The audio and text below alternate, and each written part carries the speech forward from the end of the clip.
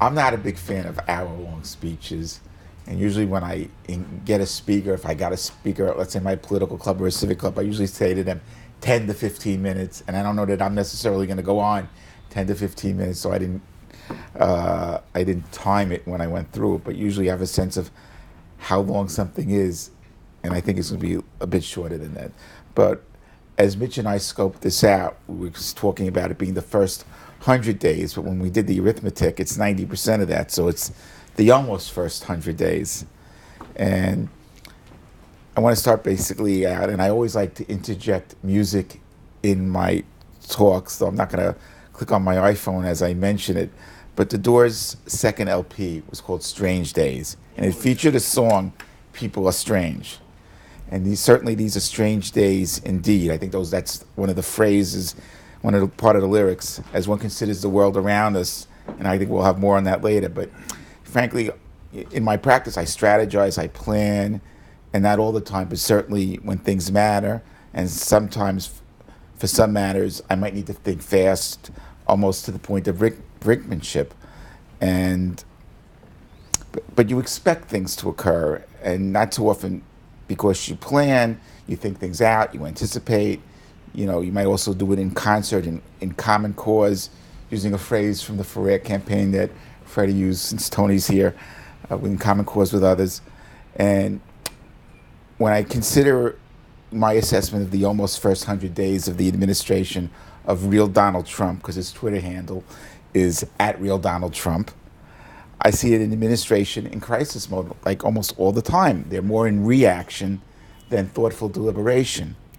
And some argue, and you hear that a lot by the pundits, that campaigns and government remain distinct and that excellence at one mode often fails to equate to the other. And I've been on both sides my entire career, and I never bought into that. And the constituencies sometimes may differ somewhat, but not as much as one would think. And the only distinction, in my view, involves an incoming official and his or her team's knowledge and experience of the processes of government. I recall in a mayoral campaign, and I think it was just out of college at that point, how we were developing briefing papers. And this is in the spring, the primaries in September, general elections in November. We were developing briefing papers that outlined the functions of the various agencies and departments and boards. And that occurred early on.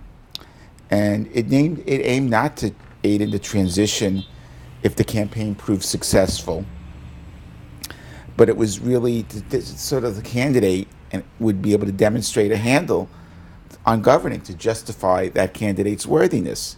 And nothing of that sort seemed to occur with Team Trump from day one. And I often talk about the notion of knowing enough to know what you know not at all.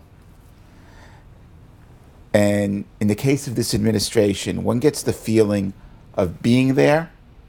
That Hersey Kosinski book that was later made into a movie starring the late Peter Sellers. But unlike the Chauncey Gardner character, most Americans and many abroad get no benign feeling, but a borderline fear, I think, perhaps worse. So I want to start with a nod to my good friend Bob Oliveri, who Tony knows, I think Arthur knows, and he's also in Gotham, so some of you may have met him. Bob Oliveri attends more than a few events involving our Constitution, and he loves to raise the sanctity of that document. And I think that document really remains our saving grace in this.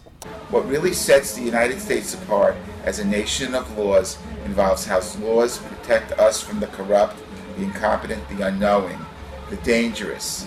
It imposes limits, and thus things can go bad but not worse. It becomes our saving grace.